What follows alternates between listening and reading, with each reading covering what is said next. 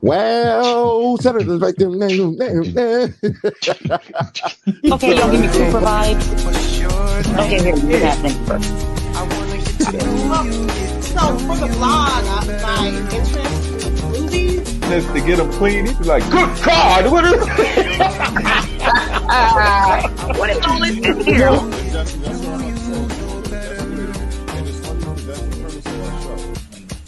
I have a question for Mr. Robert, actually. No, I'm sorry. Well, then, real quick, I want to add something to that. Y'all both said something that's very key to me, and I think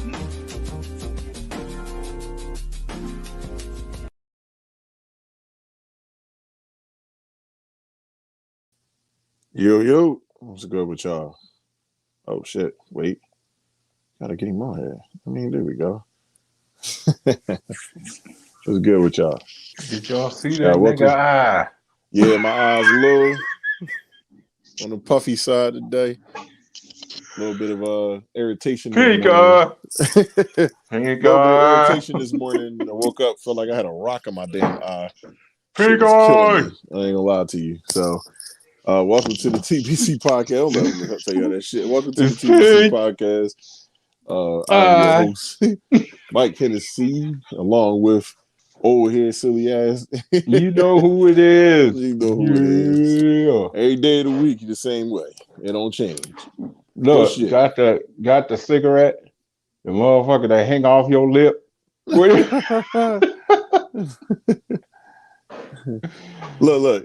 That's how people's uncles and shit be hanging it off their lips. Say stay out. Look, boy, what did I tell you about this shit? Huh? You fucking stupid. All right, who we got? Oh man. Oh, so Mike, look, I wanted to surprise you real quick. You know what I mean? Just I don't know why. I just felt like we gotta deal with something real quick before we start this. It's between me and this guy right here. But you know, bringing on my guy. What's up? Good to see y'all, fellas. How y'all doing? What's up? Charlie, my man Charlie. Yo. Hey, the wig looking good, my man. I know. The wig, yeah, they tripping with that wig. Yeah. What's going on, Liv? What's going on? So, everyone who was watching, this is my man C Diesel, aka Charlie, from the Then and Now podcast that airs on Sundays at 5 p.m. 5:30 p.m. So you know, that's what's up. Yeah, Then and Now podcast. It's been a while since we was on your show. I think last time we was there was September. Man, that was a while ago. September. Yeah, so that was the last time we was on there. Back on with the new setup.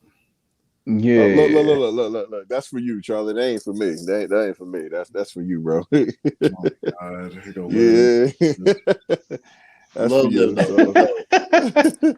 You know how Liv gonna do. You know how she's gonna do. So what's going on, Liv? So before we even get to the shenanigans, I gotta do the group. It's justice, you know. Remember, everyone like, subscribe, and follow everything Bloater Proof Entertainment. All of that right there. Make sure you like and subscribe it. You know, follow the TBC Podcast, TBC_podcast talk, TBC Podcast _talk on Instagram. Make sure that you follow Bloater Proof Entertainment on all the platforms. We on everything, from YouTube to Facebook to Instagram to TikTok, Twitter. We got it all. So remember to like, subscribe, and follow there. And also make sure y'all like and follow Then and Now Podcast. They have it on YouTube. Y'all have your own. Y'all have YouTube. Y'all have your own YouTube, Spotify, yeah, everything. Apple Podcasts. I'm keeping track of all that stuff. I'm just like, yeah, just type it in somewhere. You'll find it somewhere. Right. So, you know what I mean? Hold on, let's see. I don't know if I can trust a guy that sniffs booty and gets pink. Oh, wow. That's the guy, Jordan. What's going on, Jordan? You funny, Jordan? Hey, listen, man. I told him not to get close. Yeah, that's what everybody keeps saying it. Here we go. Once again, like I said, follow me on Instagram. He got a pubic hair in his eye. All that right there is all the same thing on there. So, you know, follow me on there. Follow Overhead on O_head and Instagram. You can also follow me on Twitch, Mike C23 on Twitch. Finally using your Instagram, Overhead? Who? What? Huh? What? Are you finally using your Instagram? and my follow and He my said, "Are you finally finally using it. Yeah. Are you finally using your Instagram? I got back. I just recently got back on Facebook. And that's because military friends of mine and shit like that, family members and stuff. Because I hadn't been on there. I had dropped off of there for a minute, a hot minute. Everybody was like, "Where the hell did he go?" And I just popped up. Just showed up for the end of showed the up year. like it wasn't nothing. So I showed up like a fart. You know how farts. She said, "Have y'all seen my TikTok?" He said, "I'm mad light skin." Oh, you missed it. No, that's from the other night when you had left that chat. They're talking about something about you being light skin. They're like, "No, Mike ain't light skin." I'm like, "Have y'all seen this nigga's TikTok?" Light skin, yeah. I'm saying he wasn't light skin. She was talking about the little videos that I did when I was being goofy, doing those them sayings that I would never say to a woman in real life, like you know. And I was doing the dance and stuff like that. It's from a Samoan guy. He's cool as hell.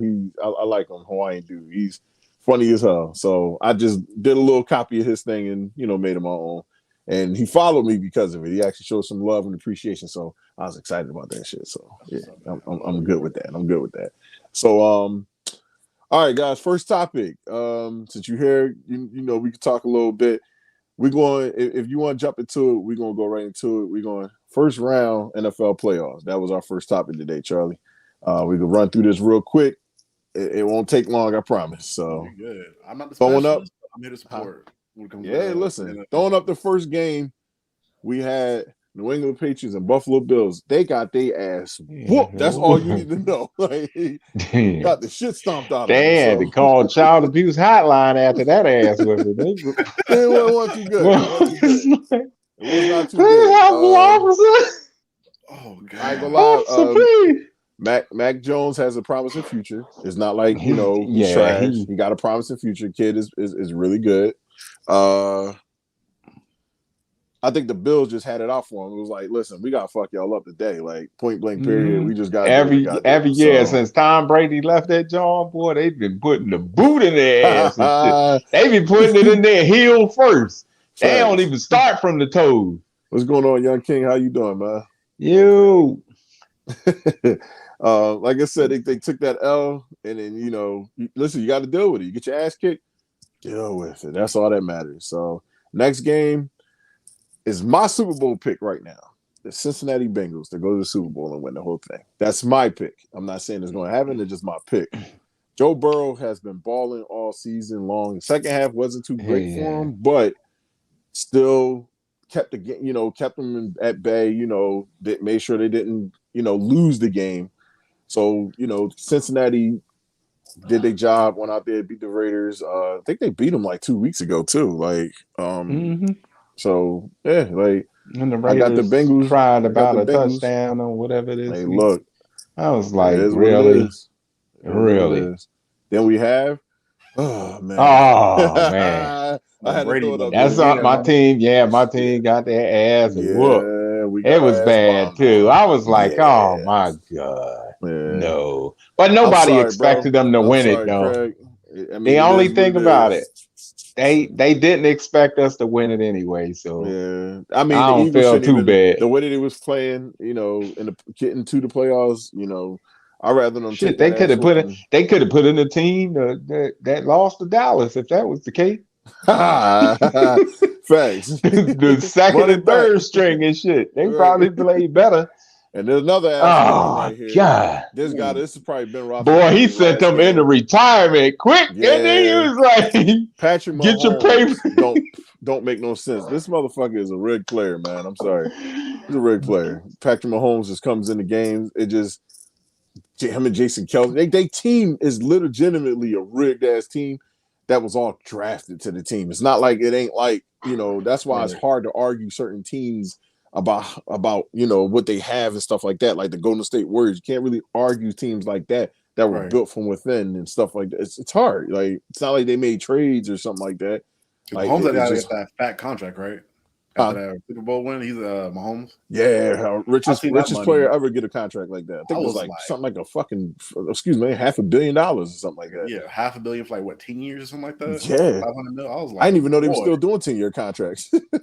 Apparently so. He's like, hey, I ain't mad. Cash out. Take that 500 mil. Right. Last person I seen that happen to, Charlie, that was Barry Sanders. Remember, he had like this weird contract back in like I don't know if you knew about it. He had this weird contract back in the 90s where the Detroit Lions signed him for like 10 years, but he wanted out of that contract and they would not trade him. They was like, no, you're not going anywhere. Like, we don't give a damn. You're not. He just retired because he was like, no, fuck this. Oh, wow. So NFL money isn't guaranteed, right? Like the contract's not guaranteed. I don't think so. I think they might be guaranteed now. No, they might be guaranteed now. They might be. Don't quote me on it. They might be guaranteed now. So I would say we research that one and find that one out. So yeah, good. I'll look at it while you Yeah. So y'all ready for the shits? This shit right here. This shit right here puts a smile on my face. I'm sorry if you a Cowboys fan. At the same time, I really can give a damn. So, oh man, that was one of the happiest days of my life. If you if you didn't see it, go on First Take, pull up First Take and see what Stephen A. Smith did on it. Not a lot of people be caring about what Stephen A. Smith say, but the shit is hilarious. The fans with the music was what killed it, boy. Listen, it is what it is. Listen, it is what it is. Man. What's going on with you? Oh man. So I got a couple little memes for the cowgirls. You know, we got this one right here. Mike, check this out, Mike. Look at all these quarterbacks that have done more than the Cowboys have done in their career. You can't see the bottom, but it says Kaepernick won 4 playoff games. Mark Sanchez, Mr. Butt Fumble himself, won 4 playoff games. Jake Delhomme, I know his name. Jake Delhomme, won 5. Trent Dilfer, fucking Trent Dilfer, has a Super Bowl championship because of the Baltimore Ravens. Brad Johnson, another one that won a Super Bowl. All these people have done more than the Cowboys have done in 25 years. So it's easy to say that the Cowboys are the Clippers of the NFL, right? They might be worse than the Clippers in the NFL. Oh God. No, the Clippers haven't done anything. So it's like the part that makes it bad for the Cowboys is the fans are delusional as hell. Every year they get a team and they like, yeah, we're going to the Super Bowl. Buy your tickets. We like, Mike, yo, come on, man. The show, Mike. Look, just read it, Mike. You watch the show. What the hell? That's tough. It says, hey, Dak, run it up the middle. You know how Impractical Jokers was. He says, Dak, run it up the middle with 14 seconds left with no timeouts and run the clock out the end of the season. They show Dak running. Oh, man. It is what it is, guys. You know, that it is what it is. We still got one more game left. We both picked Los Angeles to win this game. We picked this game, so we'll see what happens because right now, only one we got wrong was the Eagles. Everything else we got right. We just picked the Eagles on shore because that's our team, you know, and we was hoping they go in there and whatever they went in there. Oh man, what's up? That man? That's just like bringing stale bread to a fancy ass restaurant. Yo, what? That's funny. I was like, shit. You're wrong for that. So, would you like some bread? Huh? So we can do it real quick, Mike, because we know there won't be another Monday night game next week. There'll be only weekend games.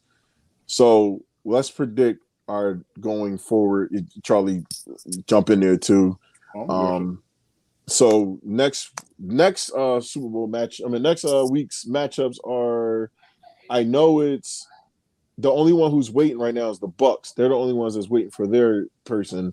So that means it's Green Bay and San Francisco. Yeah, Green Bay, San Francisco, which is going to be a fucking amazing match because I just like when them two go against each other.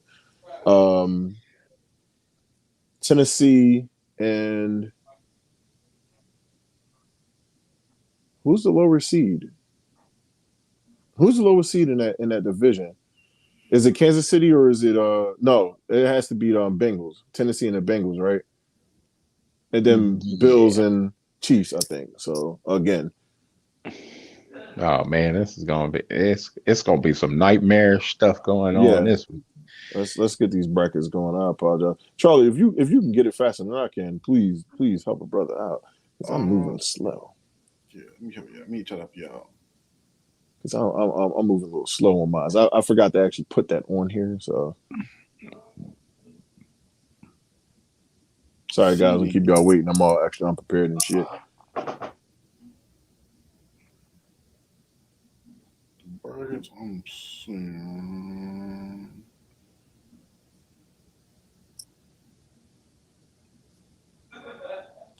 Wait, am I tweaking? Okay, wait. Excuse me. Next week. I don't have next week's schedule up right now. But anyway, let's move forward with it because I know people waiting. So who here has actually played football? I never played football. Like personally, you didn't play football? No, I played basketball all my life. Fair enough. I wrestled, so I didn't. I wanted to hoop. I thought I was gonna be 6'7", and I was like, I'm training to be a center. I get to high school, and I'm 6'2". No, I'm 6 foot going into my freshman year of high school. And I'm like, I'm for sure about to be 6'7". I'm out here with the guards, with the big man skills. I'm drop stepping post skills. Mm-hmm. I get 2 more inches of height the rest of high school. I'm like, well, I ain't hooping no more. That's a wrap. The guys have betrayed brother. I had to move on to wrestling, but I was nice. I'll say that. My little brother, though, that little nigga got the 6'4", 6'5". He's still making inches of height. That's some bullshit. Yeah, I'm sorry, bro. That's that bullshit right there. Still 6 foot though, so I can't complain. I mean, that's still a good height. So right. Still great. That's great height. I mean, Chris Paul a little taller, but that don't matter. I'm actually Chris Paul's what, 6'1"? Chris Paul is 6'1", yeah. I'm taller than Chris Paul. I'm 6'2". No, Chris Paul like 6'2", maybe about 6'1", 6'2". You're right. All right. So the matchups right now is Buffalo, Kansas City. I had it right. Buffalo, Kansas City. Then we got San Francisco, Green Bay. Then we got Cincinnati and Tennessee. Who you going with? I can't dunk shit no more. I ain't played civilized basketball in so long. I could dunk donuts. That's about it. Yeah. That's about it. I'm gonna just go for Brady to win that all again, bro. I ain't gonna lie to you. Mm-hmm. I don't watch a lot of football, so I'll watch. I don't think Brady's gonna win that. I don't think so. Whoever he plays, I don't be a think. Tough matchup. I don't think they'll win it this year. I really don't. What up? I'm not. I'm going to say if they do get there, I'm going with the fixed notion. I really am. Oh, what up, Danny? I was like, who the hell is that? I was like, I don't know who that is. What up, man? What's going on, Danny? Welcome to the show, brother. Welcome to the show. I'm gonna take out of Cincinnati and Tennessee. I'm gonna take Cincinnati. I'm riding with my guy the rest of the season. Who you got, Mike? Damn, that's gonna be hard, man. Because I'm looking at it like you got, man. Derrick Henry come back and he full. He's not coming back. He's 100%. He's not coming. If he's not coming back, then I don't see the Titans winning. Yeah, Derrick Henry had that surgery. That shit was a wrap for him. Yeah. That's not happening. Right. Then you got San Francisco. So you're going with Cincinnati, right? Mm-hmm. Okay. San Francisco and the 49ers. Green Bay and San Francisco. I'm taking Green Bay. I was going to say Green Bay, but I don't know. It's kind of, I think San Francisco can beat Green Bay, but it depends on what Garoppolo does. Mm-hmm. That's the biggest issue because I don't think Green Bay is going to have anybody to stop Debo. I'm sorry, that motherfucker is a monster. He is a monster, yo. We'll see. He's a Green monster. They're not the same. Oh, I'm sorry. I had his comment up for a minute. And then they had a type of defense that, whatchamacallit, Aaron Rodgers is going to try to work his way through it, but it's a defense that he doesn't like playing against. He does not like playing against that defense that they had. We'll see. All right, so Kansas City and Buffalo. Damn. I'm taking Kansas City. They're a little hot right now. Buffalo hot too, but I mean, sometimes you got to spark. You know what I mean? There's going to be. I'm gonna pick Buffalo. I'm gonna pick against that. Cool. I'm gonna pick Buffalo. All right, so we got. I would pick Kansas City, but I'm picking Buffalo. All right, cool. So we said the Rams are going to win, right? So let's say the Rams don't win and Arizona win. Are we taking either or? Like, are we going to take the Patriots? Are we taking the Tampa Bay over a particular team when it because if I say it's LA and Tampa Bay, I'm gonna pick Tampa Bay to win that match. But if it's Arizona and Tampa Bay, I might pick Arizona to win that match. Yeah, I would pick Arizona to win that match against them because they supposed to have Hopkins back, right? Yep. Yeah, that's a done deal, bro. All right. So we got everything is good. We got everything now. That is done. Closing out that chapter right now. So, me and Charlie going to talk about something real quick, Mike. You can join into it because I know he got to get out of here soon. So Sports Talk Monday. Charlie had an interesting post that happened back in a couple days ago. He was talking about defenses and the eras and team versus team. The 2017 Warriors with Kevin Durant versus the 95-96 Bulls that was 72-10 with Michael Jordan and Scottie Pippen and Dennis Rodman. Right. A lot of people will pick the guys of today because just hear me out with it. A lot of the people will pick guys of today because they see the skill, they see the flash, they see how easy it appears to look. Where the game, we talk about how the game was back then versus how the game is now. Right. The way that I dissect these things is that the eye test works more than statistics can work. For me personally, I feel like the eye test does it better. The Bulls were hounds, and they were playing the zone defense back then. Like people kept thinking, they weren't playing. It was like, no, they're playing the same exact defense they're playing now. A lot of people try to say, it was man coverage or it was hand checking. It was this. Hand checking was a rule that ended in like 2004, I think, 2003, 2004 season. But it was various things about the hand checking rule that kept changing. They wouldn't allow you to push somebody's momentum up the court. They wouldn't allow you to do certain things coming up the court. So Michael Jordan and them actually went through 3 different transitions of hand checking. Mm-hmm. They went through the actual physical putting your hands and maneuvering your person. They went through, I forgot what it was. They went through something else where they started putting a forearm on you. Yeah. So there's forearm checking you. And I remember the hand check rule applied because it was, in my personal opinion, I feel like a couple of higher ups, like in player wise, actually came in with certain players and actually started, talking about, they don't like the fact that people were getting held to the half court. And it was 10 seconds back then. They actually lowered it down to 8 seconds. So there was a lot of rules that was put into place to make it easier on offensive players. Right.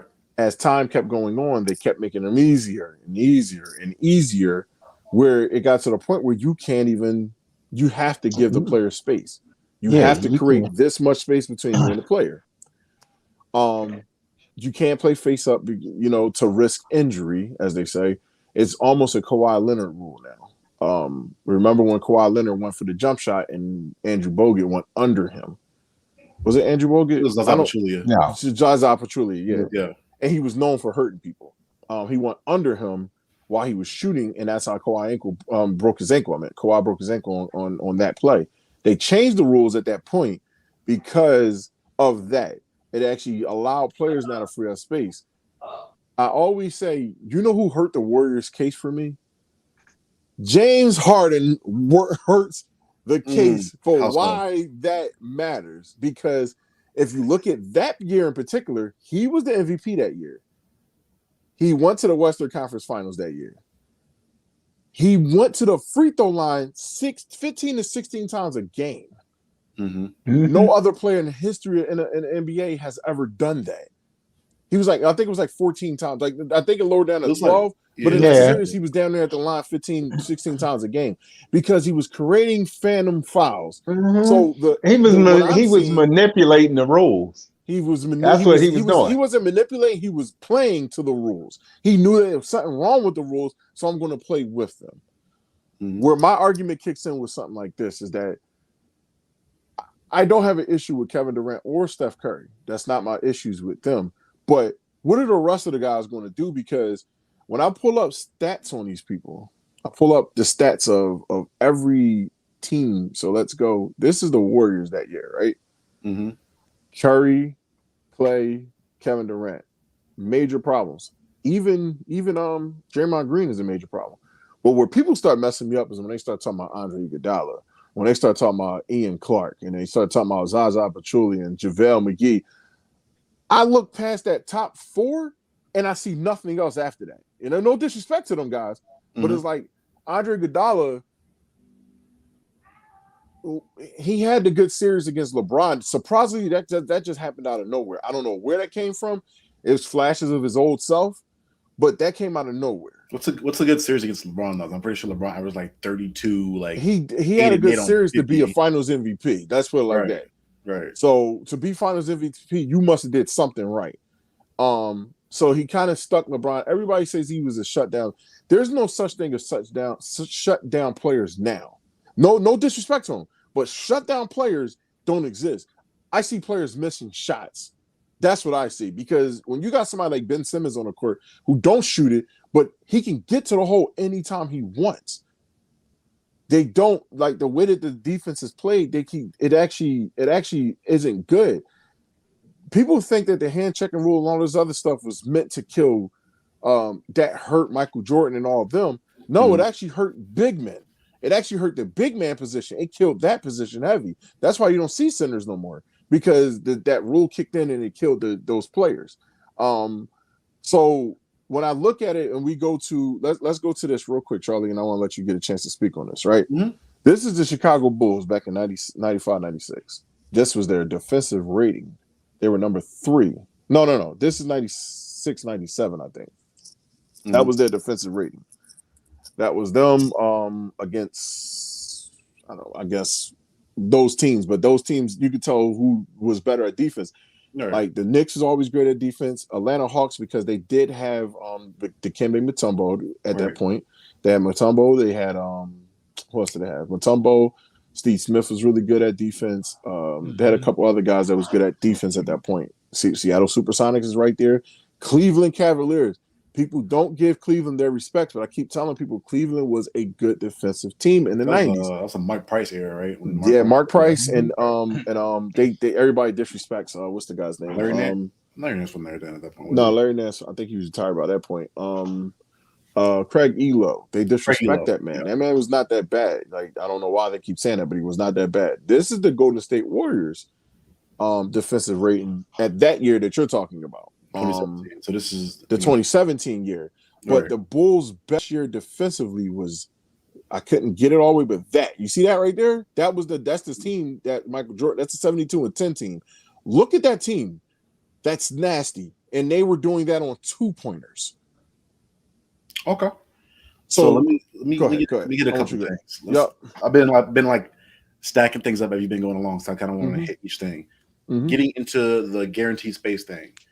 You don't have to guarantee space. The thing with Zaza Pachulia and Kawhi Leonard was the issue was not them having to have space. The issue is when they're coming down from a shot, he would be underneath them. They don't have space to land. That's the issue. Because he landed on his foot, and then that's where his I think not his ACL went on. Is where it was. That was his ACL. It was somewhere with his knee. So that's the issue. You can get up in players' faces Because you'll see, I think the prime example was last year during Christmas with Patrick Beverley up on LeBron's grill, where he was in him, like on the face up. You can get into people, you just got to give them room to land after they go for a shot, so you have somewhere safe to land. As far as that goes, and I will agree with you as far as offense has progressively gotten easier as time has gone on, because the NBA knows people watch basketball on TV for the offense. That's the flashy thing. So you make it easier for people to score, you get more money, yada, yada, yada, et cetera, et cetera. Now, as far as killing the big man position, you've seen a bunch of people on NBA TV or all older players say it, which I tend to agree with. The big man in this era it's not dead, because you've never seen an era of this many big men playing 3 levels where they can post up, shoot, and then in the mid range they're nice. Like you look at somebody like Nikola Jokic, Joel Embiid, Karl Anthony Towns, they're playing great right now.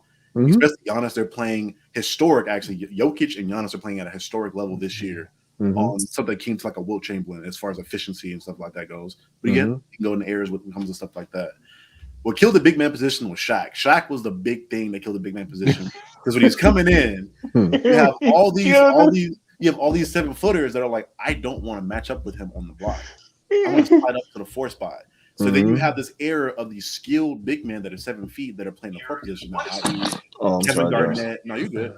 I.e. Kevin Garnett, Tim Duncan's. These guys are, even though Tim Duncan played a majority of 5 at his career, but he's known for being the greatest 4. I don't know how that worked out in general, but all these 7-footers are playing the 4 now. So now that you have these 7-footers playing the 4, then you have the era of like LeBron coming in, where he's damn near 7 feet, but he's playing at 3 now. So as time goes on, you see these bigger and taller players are getting more skilled, but they're slowly sliding up and up and up as time goes on, to where now you have somebody like a Luka Doncic, a LeBron James, people like that are playing in the point guard position now. Because the bigger you are, the bigger advantage you have.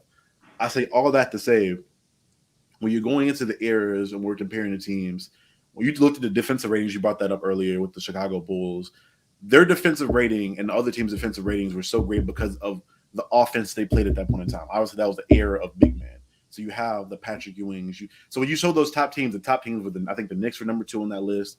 The Hawks were like number 5.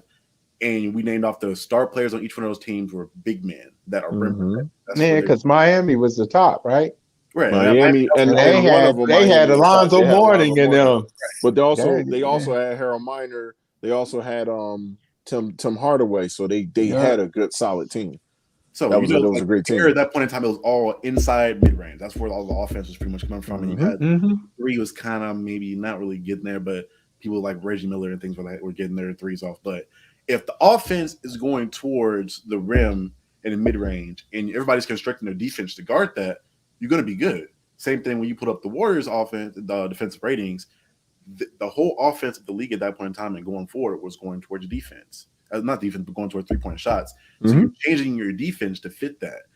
So respectively set in their time periods, they're making their defenses to fit what the offense and the trend for the offense is at that point in time. So at this point, it's kind of like a hammer versus a knife, where you have the Bulls are going to be really great at guarding the interior offense because that's the area they're guarding.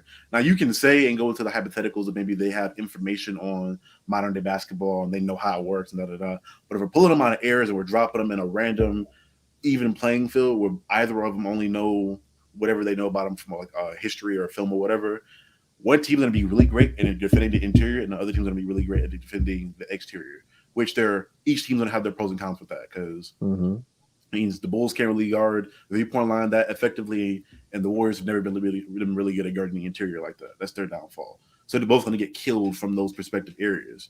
So you have the weaknesses and the pros of each team as far as where they're going to be good to guard at. Now, you brought up the first 4 players on the Warriors. We brought up Draymond, Clay, Steph, KD, and then we got to Ian Clark and JaVale McGee. Now, on the Bulls, on the flip side, we have who? We have Jordan, Scotty. They're starting from they started Ron Harper or Steve Kerr. Ron Harper. They were starting Ron Harper, Dennis Rodman, and Artis Gilmore was their starting 5, or who's their Tony Kukoc. Tony Kukoc is their starting 5. Past that, what does that bench look like? I need to see what that bench looks like. They bench. Damn, I gotta pull this picture up. Their bench was Steve Kerr. Right, Steve Kerr. I'm trying to think his name too. The Australian guy. I forgot his name. He was real nice. Luke Longley. I'd say those players Bill Winnington or JaVale McGee. like a player like a Luke Longley, a player like those are the same caliber players as like a JaVale McGee. Yeah. So it's not like their bench is any exponentially amount deeper than the other bench teams. No, not at all. So what we're really comparing here is the top 4 players of each team. Those top 4 players are going hit for hit. Yeah. Now we already know that KD and Jordan are probably going to cancel each other out as far as scoring goes. Both of those guys are not getting touched and guarded at all scoring wise, no matter the era. They're just that good. They're just that skilled. Secondly, you're going to go the second tier on that because on that team, let's not lie, Steph Curry on that team offensively is the second option on that team.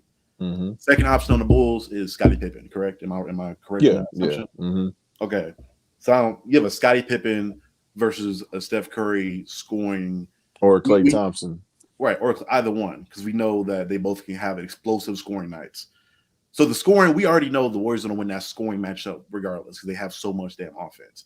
And the thing about their offense, it's not indicative upon air because I talked to you about it in the chat and on that post in particular where you have Steph Curry and Klay Thompson play more like traditional 90s shooters in that aspect where they can do that, where they can run off picks, they run off curls, down screens, pin downs, and that's where they get a majority of their shots from moving in motion, like a Reggie Miller, like a Steve Kerr, like a Tony Kukoc, those shooters at that point in time. You're running off picks and catching it there. So we know they were getting ate up by 3-point shooters at that point in time. Like Reggie Miller was eating the Knicks up. There's a reason the Knicks don't like Reggie Miller at all. He was eating their ass up, off those curls. So you have somebody like Kevin Durant who's going to score in the isolation that nobody's guarding him. You have players nowadays like a Kawhi Leonard and players that are like they're just 7 feet and like freakishly good athletes, putting a hand in his face, and he's still shooting over that, or he's shooting from 40 feet. He's getting his points no matter what. Jordan's getting his points no matter what. Who is going to chase around Steph Curry and Klay Thompson around picks all game? Because you have a traditional offense, at least for the 90s, their defense, they're funneling you to the big man. If their offense is them running around picks and getting as far away from the paint as possible to bring you out, you're expecting Ron Harper, not Craig Elo, let's see what's on that team. Ron Michael Harper, Jordan, Steve Kerr, Jordan. You're expecting them to run out. They're not just guarding. They'll probably guard KD in isolation, but you're expecting them to run around and picks 24/7. And now, if you want to go to the zone defense and say that's the way to stop that, the zone defense is damn near the default nowadays. They've scored on the zone defense like crazy. They're beating teams by like 20 by halftime and going sitting on the bench. So they're used to that too. So that's my main thing. I'm just saying Jordan. I'm not saying this to say Jordan's not the GOAT or anything like that. I'm just saying if we're going team for team, that Chicago Bulls team does not have enough firepower to hold that Golden State team. There's just not enough scoring there. So and then the defense is great, but the defense isn't built to guard that kind of offense. Remember we looked at it, right? I'm gonna show you it again. Where was this? Right. That's the Golden State, right? That's Golden State. You see 116 right there, right? I want you to look at the Bulls. What do you say? Offensive rating, Chicago Bulls 116 offensive rating. Yeah, they're both offensively 116. So this is why I pulled that stat up in particular because I knew that was coming, and this is the reason why I'm about to tell you something as far as that. So if you watch, a lot of the times, like before I even get into the conversation, I make sure I look at everything. Right. So Michael Jordan was one of the players who did not have a weakness. He didn't. You can't really explain. If you want to pick a weakness, it'd have been passing. That's basically passing. Yeah, passing. It would have been that. Just the passing the ball. Not that he didn't pass it. It's just that would be the only thing you can consider to be a weakness. Right. Scottie Pippen didn't get tired on defense. They did not get tired on defense. You got to think they played against the Knicks, who are a running gun physical team. There's a difference of running around, and then there's a difference of being running around and actually being physical at the same time. Now, a lot of people don't equate physicality with it. They oversee it because they see, like I said, how easy it appears to look from that standpoint. It looks like, oh my God, just go. I want you to watch games again and watch the pace of the game. They're slow early. That wasn't a thing in the 90s. They don't start slow in the 90s. People were attacked immediately. People did stuff immediately. So it was like their mindset is different. A lot of the coaching, a lot of the things that came into play was like, yo, don't tire yourself out. don't put too many miles on you or whatever the case is, risking injury, risking all that stuff, because we understand that stuff matters. I'm not blaming them for doing what they're doing now. What I'm saying is that we're so into the future with these Warriors and the Cavs and LeBrons and all these people where we forget. All you got to do is take a step back and actually just look at it, and you'll see the pace of the game. That was not a slow pace. It was physical from the point that they tipped that ball up to the point that ball ended. That's why they had low-scoring games. They had low-scoring games because they were physical with each other. They were like, no, you ain't going to be scoring like that. Like, it was literal competition. Like, if you got to think, if you take 90s and actually take those rules back then and put it in the 90s, everybody, you would see different superstars pop up out of nowhere. Yeah, you probably see John Starks probably be a top 5 player in the league, if we're being honest. Like a John Starks player. Hey, somebody bought I forgot whose podcast it was, but they brought up something about today's basketball and the basketball when Jordan and them was playing. Right. He said when Jordan and them was playing, that basketball was like you said, Mike said, physical. It was a lot physical, a lot more physical than it is now. Mm-hmm. The thing is, when Jordan and them played, no matter if the guy was your friend or whatever, they were out to fucking tear each other up on the court. Ain't no hugs and crap like that and handshaking and stuff. They came out there. You could be best friends, but y'all was like mortal enemies out there. Now, LeBron and them playing all their friends. You gotta look at it. They playing their friends, and it's like, all right, pretty much we already know what he's going to do. We're gonna let him do it, and it's basically gotten to that point in some, if you really look at it, because it's like everybody's trying to help everybody out now. Whereas if they got you to come to a team or whatever, join a draft or whatever, I can understand with the Warriors, them drafting players and stuff like that. And, they just got lucky and picked up a lot of good ass players. Right. Man, that's it. But everybody else now is jumping ship and going to be with their friends to play on a damn team. I think the sad part is your superstars. You all superstars. And y'all all jumping on the same team. So now you got the West always heavily favored and stuff like that. It's starting to even out. But look at how long the West has been heavily favored. Mm-hmm. We understand with the Lakers back in the day and stuff like that. It was going back and forth between them and the Celtics. Them and the Celtics. Okay. Them and the Celtics, and then later on is it's San Antonio and the Lakers or whatever. But it's just the friend thing lowers the amount of competition. It's like they're just doing it for fun and how much they can get paid now, compared to how the mentality was, like from I'm guessing, or I want to say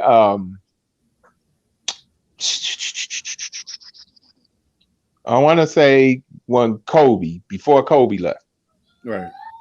How the mentality was towards the game, because Kobe played the same way as Mike and him. He's like, he's seen the era's transition, but he still played his game the way he needed to play it. He didn't change. He tweaked stuff because of the change in the NBA, but he kept his game the same, and they still couldn't do anything with him. So him going up against some of these guys now, when he had a chance to, it didn't really bother him. He knew what he was going to do to him, and that's why most of the guys back in the day, if you look at how they played and how they adjusted to the game, because Mike seen some of it changed or whatever when he was on the Wizards and stuff like that. He seen it change, and people believe them guys. Some of them guys could have played in the league longer if it came down to now. They would be more dangerous during that, coming into this era. Because how are you supposed to stop them? Now you can't play the type of defense that they used to play back then. How are you supposed to stop somebody like Jordan from just going in, dunking on you or shooting from wherever he was? He was like, he wasn't a sniper from out at the 3, but that damn mid-range, he barely missed that damn mid-range. You could look at every game he's had. He barely missed that mid-range. He would kill you. And during that time, the big man was using the mid-range a lot. Right. They weren't sitting out there shooting threes and stuff like that. Every now and then they would try it. But their thing was the mid-range game. And Mike was doing what big men were doing. They wasn't even, it wasn't shooting guards and stuff running in there and having the whole damn team on them. And he's scoring on you and shit. It was like, hell no. So there's a couple points on the rebuttal because you brought up a lot of good points, and I really enjoy a lot of those points. My first thing, as far as going to the West being favored, the West has been favored since like the early 2000s. Because you got to think about from 2000 up until probably like around 2013, it was who in the West? It was the Lakers. It was the Spurs. San Antonio. Yeah, Denver. Dallas. So Melo's coming in. So the Denver Nuggets in 09 when Kobe played, that was a 50-win team then too. Steve Nash and the Phoenix Suns were still there, and these were all teams that these players were drafted there, unless like Steve Nash went there in free agency and got there off Dallas. So the West has been deep. I forever. think he was a trade. Wasn't he? He was a trade. Yeah. He was a trade. So the West is deep forever, and that's off of natural. People just happen to be getting drafted to certain places or whatever. That's just how that happened naturally. Now we're getting to the whole friendly thing. So we know Michael Jordan and Charles Barkley were on TV on Oprah talking about how much they spent together playing golf and all that stuff.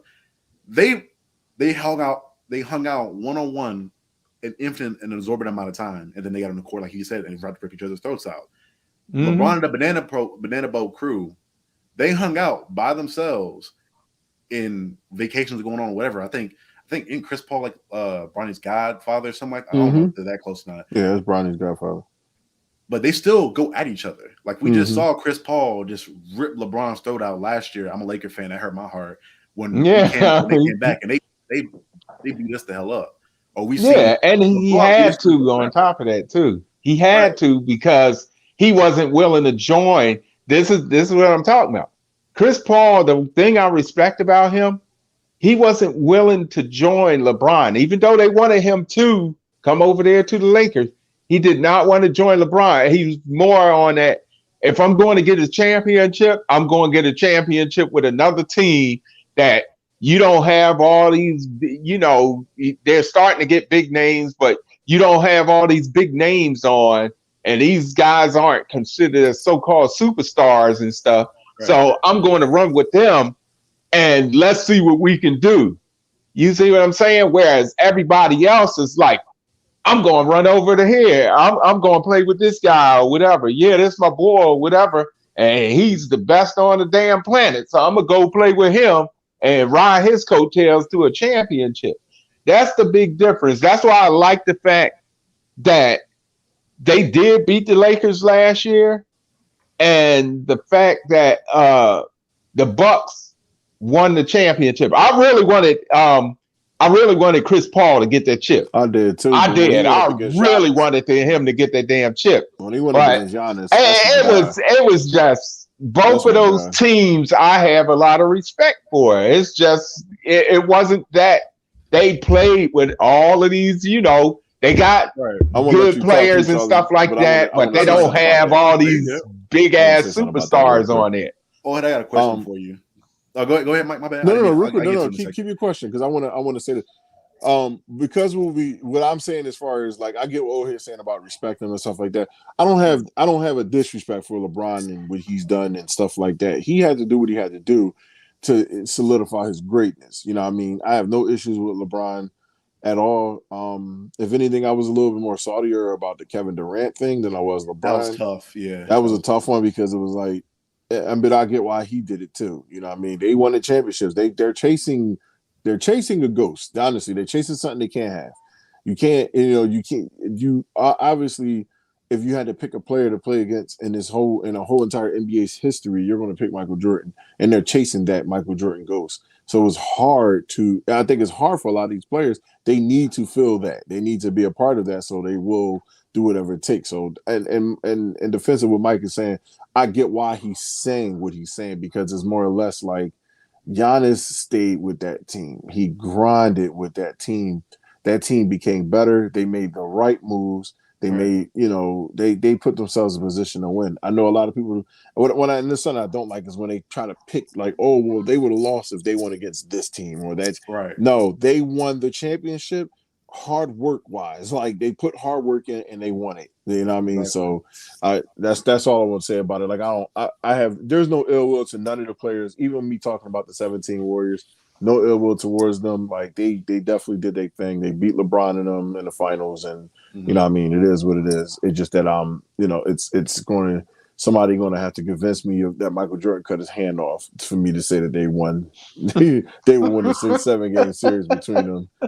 I'll just look at the people who are more proven than others, and it's like it's hard because that Warriors team was really great, but from what I can remember, like because I lived in that time and I seen it, I can put both of them together and say, okay, I watched LeBron James run from Kevin Durant. If you look at it, there's a whole play where LeBron and Kevin is like this. You'll see LeBron go like this and wrap around somebody else, and this guy comes forward and sticks LeBron. And I was like, whoa, why did he leave off of that? That would have never, ever been Michael Jordan. I'm sorry. Never. So that's two things now. I gotta add that to the list. Two things. One, I want to tie some narratives because I love basketball, NBA basketball historian. First thing I want to attack is the whole joining up and running away thing, that whole thing. Oh, hey, do you remember at one point in time when there was a team in which it featured Clyde Drexler, Charles Barkley, and Hakeem Olajuwon? Do you remember that team? Yeah. Did did Charles Barkley or Clyde Drexler get drafted to the Rockets? No. They went there, and did they get traded there? No, they went there. In free agency, correct? Yeah. They didn't grind it out. Clyde Drexler was already there. He was already in. No, because he was in Portland first, right? He was in Houston. He wound up getting shipped to Houston. They did it. They traded in Houston. They traded. Okay, so we'll exclude him, but we know Charles Barkley went there in free agency. We know he went there. So they tried to put together three stars at one point in time in the late 90s. I believe it was the late 90s. They were all a little bit older to get that. Little bit. They were probably old at that point. They was a lot older. So we've seen examples throughout NBA history where people have gotten together to try to team up. They can't do it to the same capacity they can nowadays because LeBron went to that whole thing of player empowerment, where now players kind of hold more of a power over organizations. Versus back in the day, you had a lot more David Stearns kind of owning teams and like, you're going to do what I say in that whole regard. Because a lot of NBA players, we keep it a buck. They would do the same thing. If Jordan was able to leave and go team up with like Hakeem Olajuwon somewhere and get $100 million, say they wouldn't now in retrospect because they know it looks bad. He did say something about that. He did say something about it. He said it then. They asked him. He literally said it in the 90s. Like he said, I never wanted to team up with these guys. He said, yeah. Because he always wanted to go against them. His whole point was to beat the shit out of them, and that was it. That's Michael Jordan's mentality. Oh, yeah, that's Jordan. Yeah, he never wanted to play with them. Yeah, Charles Barkley said the same thing too. He said if I had the opportunity to play him, I probably wouldn't want to play with him. I want to beat him. Barkley capping because Barkley wouldn't play with Olajuwon at the end of his career.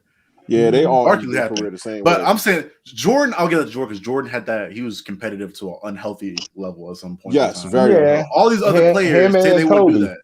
Yeah, all these other players want to. They want to be in that whole conversation of Jordan as far as that era is so bad, so they cling on to that.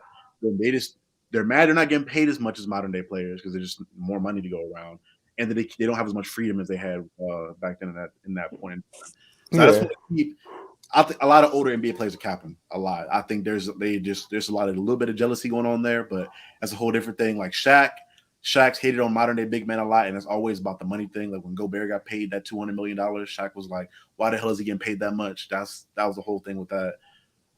I'll keep that as far as that goes. As far as getting into the we just attacked the whole friendly thing era because it was happening a long time, even before modern day. Getting into players and adapting and things like that, we just spoke on Chris Paul and LeBron James. Michael Jordan played up until what, 2001? He retired what, 02? 2004. 2003. He retired in 2003. Yeah. LeBron James was in the league at 2003. He came in at 03. LeBron, Kobe, all these players that were playing up until modern day, they were drafted and playing in the same era as, not in the same era exactly, but they played with a lot of guys with the same mentality. Because at that point in time, there wasn't a huge shift until like mid 2010s is when that whole shift happened as far as player empowerment, because LeBron was in Miami. They played in that. So we can't act like players that played in that era, that dominated in that era, can't match up with somebody like Jordan at that point in time. Because at that point in time, there was still no spacing in the early 2000s. It was still inside out, but we're getting to a point now where there's a lot more wing play and not as much pure big man play. There's a lot more power forward play because you have Kevin Garnett and people like that coming in. I think this is the one thing I will give to the NBA players that I kind of feel for them to this extent. People will expect you to stay in one place your entire career, but if your team does not put anybody around you and you don't win anything your entire career, you're going to be forgotten about in time. They'll view you as a loser. If you're not AI is popular, but AI is never brought up in any kind of GOAT conversation, or he's brought up in the top 10 point guard conversation, but even then he's starting to get left off because there are guards winning now. So there's been like within like the last, honestly, I think all the issues in the league now kind of stem for that LeBron, Kobe, and Jordan debate. I think that ruined a lot of stuff because it got down to like who has more rings, and that became the marker for how good a player is now, not what they do. Because you see, biggest example I have is Giannis, right? Giannis was a defensive player of the year, 2-time MVP, breaking all kinds of records in PER. His teams are 50-win teams for like 3-4 years straight. But as soon as he gets a ring and a finals MVP, people skyrocket him to like their rankings all the time. Because people did not have top 20 player until he got that ring. I would say this, right? That's the biggest problem with NBA now. Right. Michael Jordan, they praise Michael Jordan so much. They're looking for the next type of Michael Jordan where they can say that this person is better because the media is the reason why this is such a big thing like that. Like they have overdone it so much. Like at this point, you don't even know what the requirements is to be a GOAT now. It's like what is your standard of measurement? Do you measure it off of what somebody is just doing, or do you put Michael Jordan here and say, beat all that? Because it's in this generation, it is going to be hard to do this. You know what's crazy? It's not even just this era. If you go back, do you remember before Jordan got that first ring when he was still losing to the Pistons? They said Jordan was a loser and would never win because he was selfish. Even before him, Wilt Chamberlain, they called him selfish and a loser before he got that first ring in which he increased his amount of assists he was getting. Anytime you're not winning a championship, all the way back to the 60s, the media paints you as a loser. So people get methodical about getting a ring. Once Wilt got that ring, he didn't give a fuck no more. Once Jordan got that ring, well, Jordan was just Jordan as far as his mentality. So he kept that mentality after he got that ring because he took shit personal. That was just his it's just the thing that is more amazing about Jordan winning his is the break that he took and came back and won 3 more straight. Now, how many people could do that? Like come back off of a damn 2 years? 2-year break?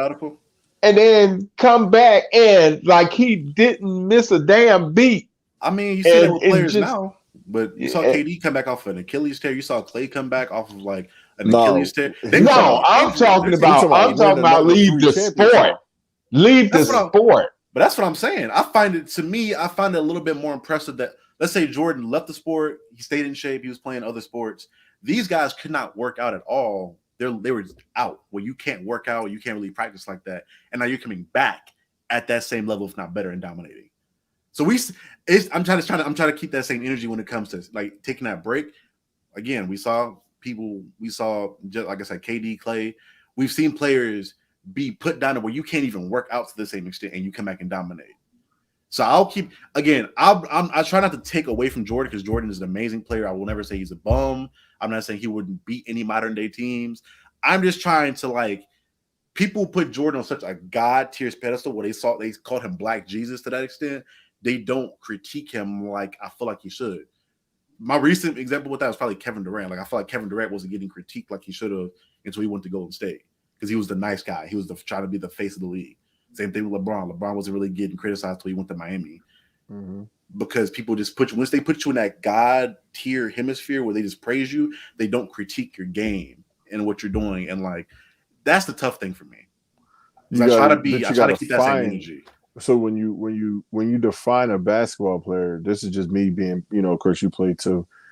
This is me just playing against every generation that I've played against them all. Played against 90, played against 2000s. 2000s to me personally was the hardest because I was older. Right. 2000s was actually a harder time, playing against guys, that were learning things different, and then I had to adjust myself different and do stuff different. Like, it wasn't always easy for me growing up. Then you got, of course, 10s and now stuff like that. I just can see the difference in it. I'm not saying that these guys aren't beasts and they playing hard. That's not what I'm saying at all, because they can be monsters. But I think it's more finesse and more flair to the game. It's not grounded as much because, it's just set up a certain way where it looks robotic. And it just to me, I haven't watched real basketball in a while, probably since the playoffs, but it feels robotic as shit. I don't know why. I can tell. I was talking to my uncle about it, not him, but my other uncle on my dad's side. I was telling him, like, they don't play hard for the first 2.5 quarters.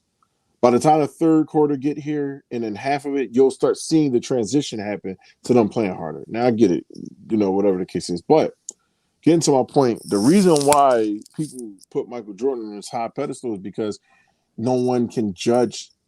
You can't judge his game. You can't pick a thing in his game and actually say it was a fault. If you want to say him passing, like I said, was the fault, got you. But all-time ranks, he's number one in almost every category in his position. So it's hard to go against a guy who's a 10-time scoring champion, a 10-time first-team all-defense, 15-time, 14-time, something like 13 or 14-time all-first-team, and didn't even play that long. He really didn't even play that long. He got to where he got not playing that long. When you have 10 scoring titles, a defensive player of the year, and your defensive efficiency at your position is number one, that's hard to do. He was literally the best player offensively and defensively for his position in the league for over 10 years. All right. So my last two things, because I won't hold y'all up on that. You're not going to talk about this shit all day, every day. In regards to Jordan, I will say part of that mistake I feel like is because in modern day basketball, you have it where you can, let's say like LeBron in particular, LeBron can play a game. We could stop that game, rewind that game, zoom in to almost on this man's eyebrow and have it like full grain, circle it, dot it. We can analyze the game in so many more ways than just watching the film back in the day. Now it's not just the media painting a narrative. Now it's the media plus any other person that wants to analyze it has a voice and they can push a narrative forward. There's so much more criticism in today's game. Not saying like a mentally weak thing, because even George talked about how overbearing this modern day, like Jordan himself has said, he probably couldn't do this with as much criticism as everybody has. That's something he said himself and gone through with media back in the day. That's all I'm saying is Jordan doesn't have as much criticism because you can't critique as much because there just wasn't the same technology around to give you the ability to do so. They had good enough technology where you can just YouTube his game. You can YouTube his game right now and watch it fully. But he's done though. You can't really. The thing with LeBron and people now, you can form a narrative because he's still going. Once you're done, you can't really say anything except for what happened back then. Because we can talk about Jordan with everybody has a blemish. Jordan has his blemishes. LeBron has his blemishes. Kobe, all of them. Mm-hmm. But because he's done, you can. And we've been rehashing the same thing over and over again. You can build rebuttals to that thing because he's been retired for damn near almost 20 years at this point now. Yeah, no, I feel you on it. And it's my last point. That's my last thing. I'm sorry, go ahead. As far as successful people, as far as the effort thing, people talk about that, but when you look at who's won rings, the last day I talked about it in the chat, I think it was with you in the chat the other night. People who have been winning in the last 10 years have been teams that have been have an interior presence, and that like they play like a early 2000s, late 90s style of basketball where it's mid-range assassins and paint beasts. You have the dominant big men, the dominant players of nowadays. They're dominant inside and they're mid-range assassins from Joel Embiid, Nikola Jokic, Giannis Antetokounmpo, Kevin Durant, LeBron James, all these players are elite finishers at the rim, and they shoot the mid-range shot at an elite level. Look at who's won a championship the last almost decade of NBA basketball. Outside of the Warriors, because they just had their God-given with that shooting ability. The Lakers of 2020, elite inside presence, mid-range shot. You look at the Spurs when they won those couple years with Kawhi Leonard and Tim Duncan. Interior, amazingly, offensively, mid-range shots, they're crazy. Toronto Raptors, same thing with Kawhi Leonard, a mid-range assassin, eating people about the mid-range shots. Kobe Bryant, mid-range assassin, don't even got to get into that. It's Kobe fucking Bryant. We know how Kobe plays. LeBron James, interior, like it's over and over again out of the decade. The only anomaly off of that chart are the Warriors. Everybody else has played a similar brand of basketball to the 90s and the early 2000s. They played a similar style. The only outlier is them because they just have that ability to shoot like that, and nobody else ever and probably will ever be able to shoot like they can. That's the anomaly. Everybody else plays the same. So that's why I don't get this criticism so much, because we see the people that are successful emulate what was successful back in the 90s, even before that. So I'll say this, right? You're 100% right, and this is why. Honestly, you gotta. The Warriors is a tough team because of their shooting, right? But the reason why we say, if you look at Chicago Bulls, because your only image, not you, but people's only image of the 90s is that they think that it will be like how it is now. That's the part that I think people got to shift out of that. Like, this is not the same thing. It's almost like when people have that. I'm trying to see a good analogy for it. It's like a person with a gun. No, I hate this. I'm not a fan of guns and not like that. But it's like a person with a gun. He's older. You're younger. You think you can take him until he pulls that gun out on you, and then you're like, "Oh shit, I wasn't ready for this." That's what it's like what it would be like going against a team like that, because they're not coming on the court to play 5 feet off of you. They're coming in the court to actually be in your grill. Now, back then, they could be in your grill and put their hands on you. They couldn't hand check you, because hand checking was hands on the hip, moving you out of position. But they can be in your grill enough to make you uncomfortable. Michael Jordan and them goal was to make people uncomfortable, and you got to think the mental makeup of that player, that guy in particular. He made his team a certain way. There's players who know how to will a team. There's players who know how to just uplift the team. Michael Jordan said, no, they're going to do what I need them to do. And that sounds bad. I know it sounds bad and all, but it's like he didn't play no games when it came to his team. You know what I mean? He was like, no, y'all going to come in here and this is how we going to do it.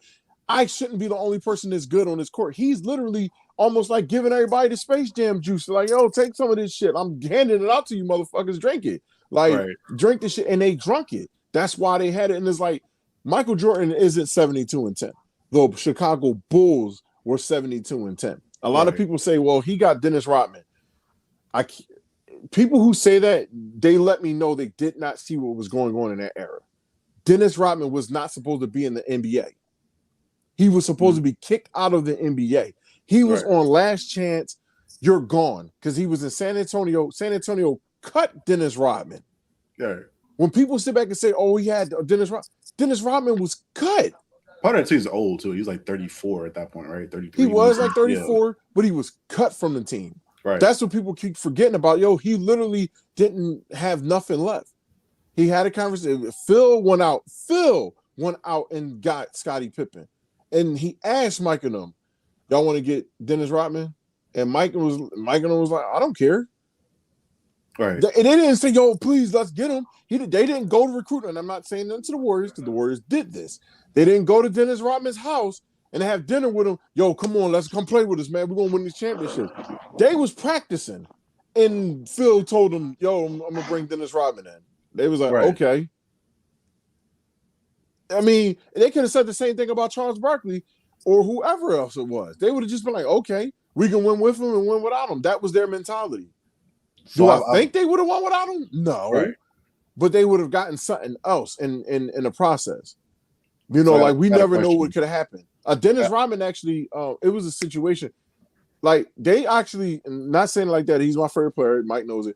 But if they didn't make a certain move, they actually could have got Tracy McGrady early. They could have got him in 97. Right. That'd have been ridiculous. Well, depending on how much they let him shoot. That young ass T-Mac, he wasn't nowhere near T-Mac, but it was like he was a defender. He was a defender. He was a Scottie Pippen. He's 6'8", 6'8", 6'7". Yeah, he's 6'9". He's 6'9". Yeah. Tall ass dude. Like that's what. But I'm just saying that to say like when you like you never knew what was going to actually happen. But when people say, "Oh, Dennis Rodman, this and that," no, Dennis Rodman was a monster when he played because he always was a monster. Right. But he was scoring offensive points or something. Dennis Rodman was just a defensive asshole. Rebound, yeah. He was a defensive asshole. Snatch rebounds like a motherfucker. He like. So I got a question. Keeping his legs out in the middle of the air and shit, probably grabbing the rebounds. I didn't watch this series, but remind me on Orlando. I think it was 98 when Chicago played Orlando and Shaq sent Jordan home in that series. Oh, that was 95. That was 95? Yeah. How did they lose? How did they lose that series? So what basketball wise made Chicago not be able to handle that Orlando team? Because I haven't watched that series. I'm asking a legitimate question. No, I got you. That series? So Mike had just, Mike coming back into the league. He was not in NBA shape. He was in baseball shape. They're two different shapes. You know what I mean? Mike wasn't. He did admit to being a little fatigued because he needed to get his NBA legs back together. Right. I think they did make it to, because I think that wasn't even the Eastern Conference Finals. That was the round before the Eastern Conference Finals, because I think they played New York Knicks in the Eastern Conference Final that year. Mike, I just don't think that was a complete team because they didn't start the season off a certain way. It's not making excuses for when they lost. They lost. Right. Mike just wasn't where he needed to be. The team was dealing with changes and stuff like that, contract stuff that was going on. He talks about it in the documentary series, like how things were happening there. Scottie wasn't too happy about things. It was a lot of stuff they didn't have focus.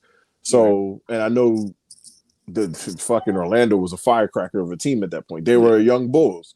They were like how the Bulls was. They were just on fire. Mike said it. They would remind me of us.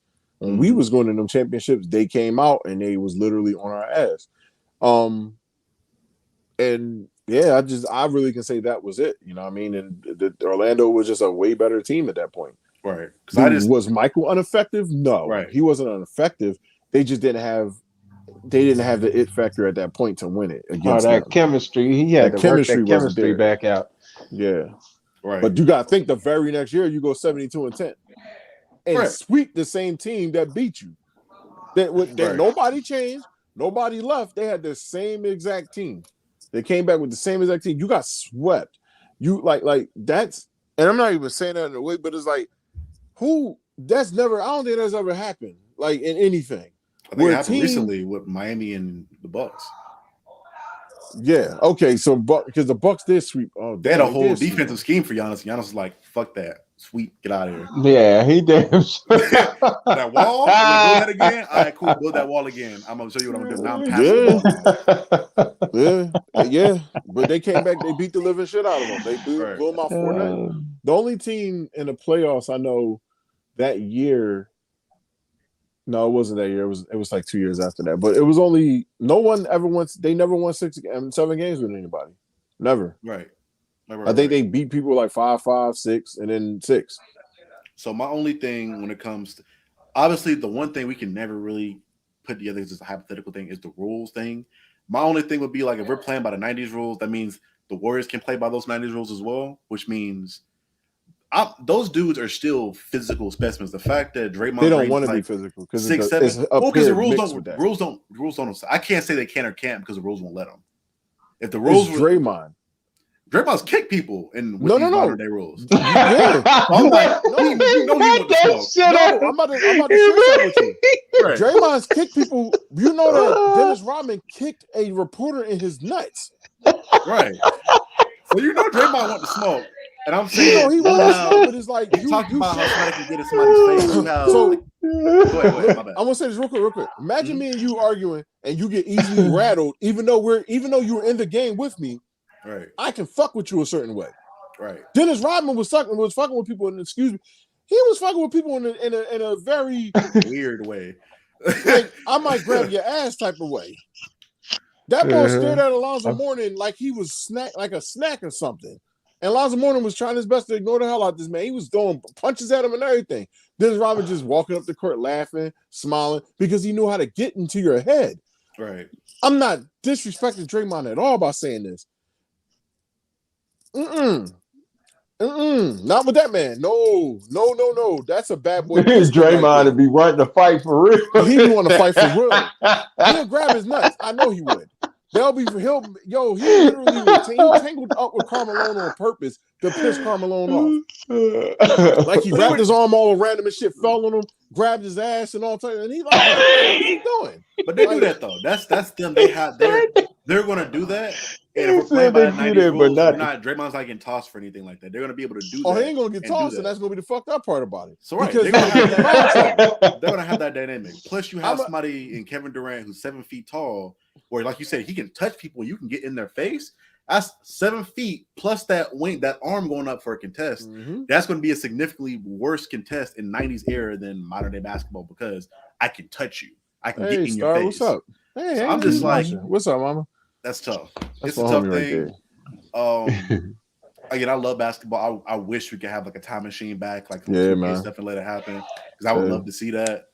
But it's a tough thing, and there's a lot of things you can argue on either side. But when it comes to different cultures, it's really tough to say that because this is literally the most offense we've ever seen on an NBA team ever in that team going against like a historic team.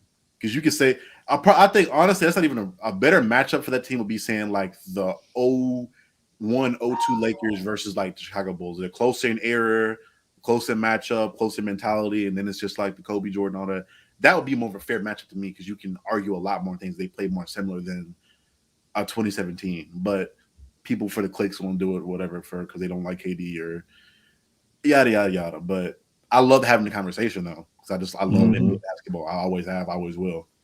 Okay, all right. So I know we going on, and Charlie, of course, thank you for definitely joining up with us. Yeah, my man. I got to give you one. It's a basketball related joint. It's a topic, but I'm mixing it in with football. Okay. All right. Would you rather? It's coming up. Mm-hmm.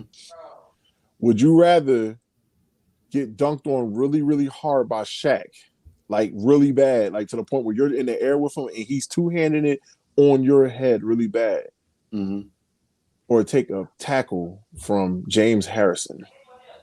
The Pittsburgh Steelers. I'm gonna tell you a quick little story. This is what made me stop trying to play basketball in high school. We were at a workout. We were doing I think it was like summer workouts in basketball, and I'm playing. I think I'm the shit at this point because the starting point guard. I'm pressing him. I stripped him, and I'm recovering back, and I just see him throw the ball up, and I'm running back, but I'm like, who does he throwing the ball up to? Our star big man is midair, knees at my eye level. Catches the lob and dunks on me hard as hell. And I was like, wow, that sucks. I wish I could have moved out the way or fouled him or some shit. But right. I've been dunked on very hard before, and I was able to walk away. So I'm gonna take that.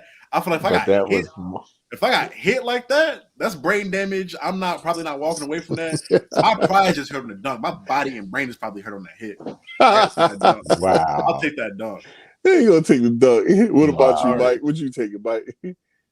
I take the dunk too. I just live with the dunk because if you get hit, you depending on how you get hit too, man.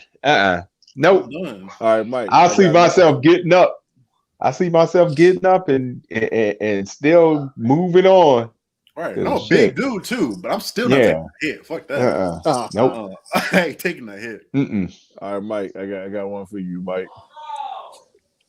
Your life is dependent on it at this point. Are you gonna? I know it's gonna be something about that. Yeah, it's gonna be funny as shit. I gotta make it funny for you. All right, so your life is dependent on it for $2 million. I ain't gonna say $2 million. I'm making less than that. $100,000 for $100,000. Full speed contact. You gotta try to tackle the water boy. You doing it? Sorry, Adam Sandler waterboard or just a regular waterboard? Yeah. Oh, You got to try to tackle him. He coming at you full speed. Bobby special mode. Bobby Boucher is coming to go. You got to take. Are you getting $100,000? Or you gonna try to tackle? You see. That $100,000 to be out the window, bro. I'm not even playing. I'm not playing. It's out the window. It's out the window. Because when you see him on the movie and now he be taking people out, no. Why would you run in front of that? You know what I'm saying? You see how he takes people out. Why would you run in front of it? I just don't. Remember? Nah. Remember the movie where they showed us the replay of him running? Look at his face. Look at the anger and the passion. And then you hear the guy, oh, my leg. Right. Yo, Mike, before we get off, I had that one question to add. And it's for you too, Charlie. What food did you really hate as a kid? I mean, really hate as a kid. That your mom forced you to eat, right? Yeah. You know yours, Charlie, because I know mine. Grits. Really? I can do it. If my grandma didn't make them, I wouldn't eat them. To this day, I don't eat it. If my grandma does not make grits, I'm not eating grits. It don't matter who it is. Listen, I can't do it. My mom used to make liver. Ooh. I used to sit there and look at this shit like, oh my God. If you don't eat this, you ain't eating tonight. I'm like, oh my fucking gosh. You couldn't like put no chicken nuggets and fries on for a player. Like, you had to give me liver, like cow. Like, why do I want to eat liver? Like it was on, she would hook it up. I make it taste good. I put onions on it. It's nasty. Like I feel like I'm chewing on unseasoned meat under all the shit. Like, rubber. Yo. Rubber yeah. Because we used to eat that. My mom used to make that for us or whatever. It took me a while to get used to it. But I'm going to tell you what mine is. And it still is today. I will not eat these damn things. Goddamn Brussels sprouts. Really? I can't stand them sons of bitches. Yo, let me tell you, this is a short story. Let me tell you, as a kid, I could not stand Brussels sprouts. My mom used to make them. It was like she was making them motherfuckers on purpose. I was like, I was mad. So I was like, I'm not going to eat this, right? And she was like, you better not, you going to sit there until you eat it. And you better not get up from this table until all of it is gone or whatever. And I'm going to check the trash and the garbage can. If it's in there, I'm pulling it out and you going to eat it, right? So I'm like, damn, what am I going to do, right? So being the smart kid that I am and analyzing things, I was like, well, I can't put it in the trash can. I can't go on ahead and put it in the garbage can. So where can I put it? I would wait until my mom left out, be sitting there at the table just thinking and thinking. And then I was like, oh, man, we got paper towel. So I would take the paper towel and wrap the Brussels sprouts up in the paper towel. But I still wouldn't throw them in the trash can or whatever. I used to stuff them things in my drawers. As a kid. She come down there, the Brussels sprouts is gone. I put like a little piece or whatever, so she'd be like, open your mouth or whatever. And then I leave to go upstairs and throw them damn things in the toilet and flush that shit down. I was not eating them. I was not eating them. I'm telling you. If you got any kids, if there's any kids out here listening to this, do what the brother did. You got Brussels sprout. You walk around with Brussels sprout booty now. Yeah, it wasn't even a long time. I took it and wrapped it up, like took the paper towel and took like several pieces to put it together so it wouldn't drain through or whatever. And just wrapped that shit up, balled it up, stuck it down in my drawers and walked out. That's crazy. Went upstairs. I refuse to eat them damn things. I still won't eat them today. I don't care how you dress them up, whatever. I cannot stand them. I used to watch Steve and Pam eating them damn thing. Be like, y'all go on ahead and eat them because I ain't eating this shit. I'll be the last one at the table. Last one at the table, man. I couldn't do it. Oh my God, this man. Who? That's what I'm trying to figure out. You know, you got a green stain in your drawers now. No, did they hear what I said? I wrapped it up with several sheets of paper towel. You used a lot of them. Oh yeah. Yeah, I knew it would stain, put a stain in your drawers. I'm like, I was like, hell no. Then she'd be like, she'd catch them trying to wash my drawers and see some green stains on them. God damn it, you don't put the goddamn brush spots in your. All right, I'll fix that. Cut a hole in your drawers. Oh God, that's so funny. Yeah, man. Shit like that in my life. I think you about to say your socks or something. You said your drawers. Nah, that's crazy. Dude. Guys, I appreciate y'all for having me on. Of course, brother. Of course. What's crazy? We love this. I don't know if I told you, we love this segment so much. We stole this segment a long time ago and made it into we call it either or now. But we were like, we love that so much. We gonna get. So I'm saying we got to get y'all on and have.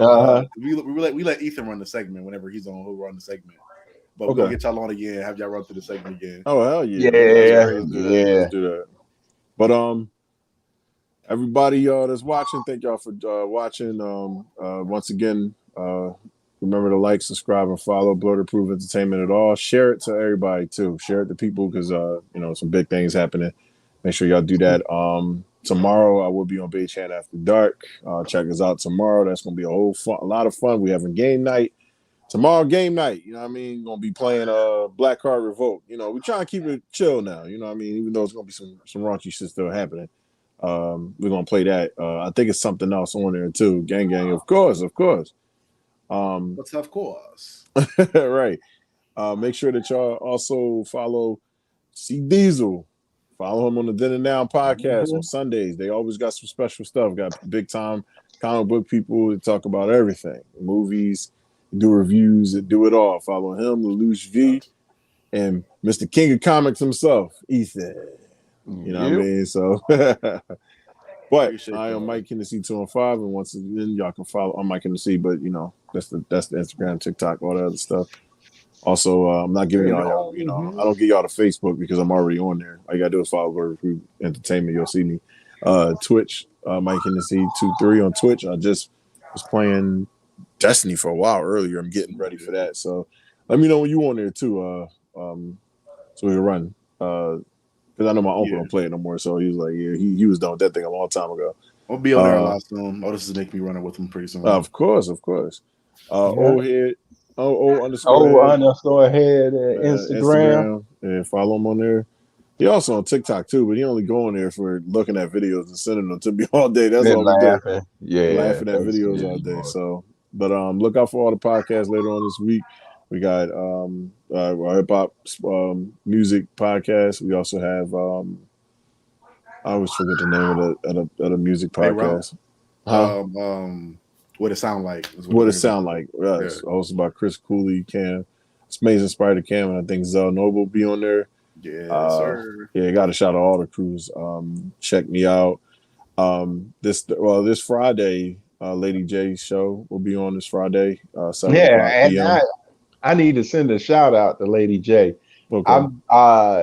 I didn't get on there. I seen some of the show. I didn't see all of it, but I had some stuff to do because this past week was my anniversary. Hey, celebrating the anniversary. So, congratulations. Yeah, so I didn't get on there and see it. I saw some of it. Man, they was getting it in. Yeah, they were getting it in. So I need to finish it up. But yeah, I wanted to send a special shout out to her. Yep. That's my girl. Yeah, she's doing her thing. Definitely happy. That's the part that matters the most. She's happy. Also, look out for Bloater Proof Gaming. We definitely working on some special things that is coming, and that's gonna be fun right there. I can't wait for that process. That shit gonna be fun. So we gearing up for that. Anybody who's interested in coming aboard, if you are looking at this, share it to people. Let them know that we are looking to recruit for a Blood Approved Gaming side of things. If y'all are looking, you got some game players and who want to possibly go on some stream, taking some little interviews, looking at people with potentials that can come join up with it. Reach out to me, reach out to C Diesel, on look for Charlie and Blurred Approved. Reach out to us and let us know if you're interested in it. We try to get you in, bring you in so we can talk to y'all, see what y'all specialize in and everything like that. We got some big things coming up real soon. So we look for some people for the bag show and the bag lady show. So women, y'all are definitely not exempt to this. Y'all can come right on in and do y'all thing and get these numbers up and get this money up. So, but I'm Mike Hennessy once again, and we about to be out this biatch because I am tired. Right. All right, fellas, y'all be safe. We're gonna end it right now. So, yes, sir.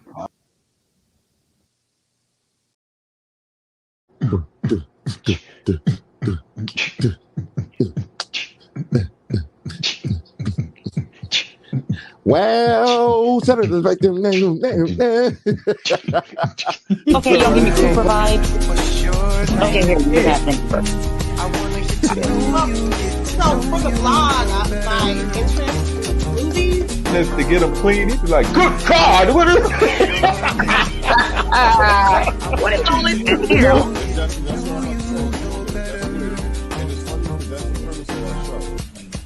I have a quick question for Mr. Robert, actually. No, I'm sorry. Go ahead. Well, then, real quick, I want to add something to that. Y'all both said something that's very key to me, and I think